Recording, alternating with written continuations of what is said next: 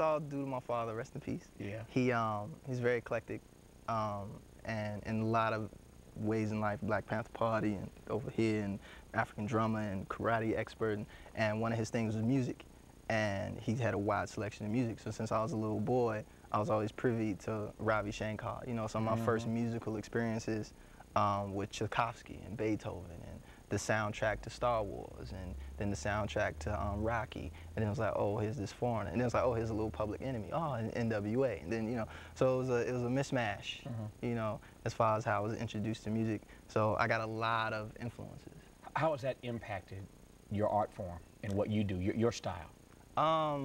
Makes it very easy for me to go and acquire other genres of music, certain particulars of them, and bring them into my music and make it work. You know, so it's easy for me to go get like a song called Hello Goodbye on the album, which is a straight rock record. It was actually, the music bed was actually on a rock album, and went and was like, yeah, I could rap over that, you know. So it's being able to articulate that and see the similarities between hip hop and techno and jazz and everything else, and being able to kind of bridge them together.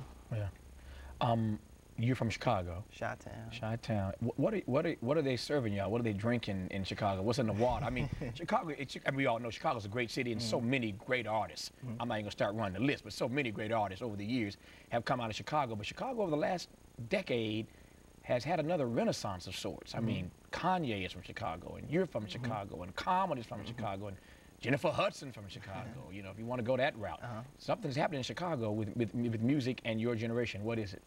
I think it's like the cycle, you know, because if you go back earlier, you had stuff like Chess Records, and Soul Moon was really big, and there was whole record companies in Chicago, and that kind of faded out and it went to New York or LA or what have you.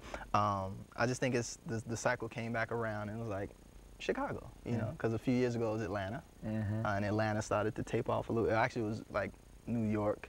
And then New York tape off, then it was LA, then it was New York again, then it was like Atlanta, and it was like, oh, Chicago. You know, so I think it's just Chicago's turn. Yeah, well, y'all are representing, that's for sure. Appreciate it.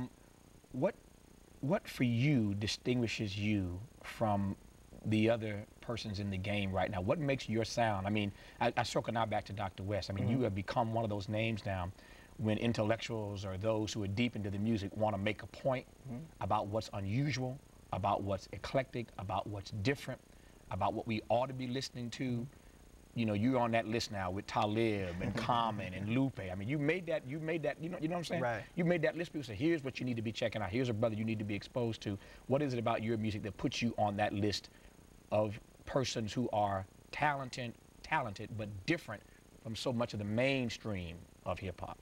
I think it's a very conscious attempt to go left, to first understand that music has an effect on people, and what you put out there definitely has an effect on people, and you become a role model.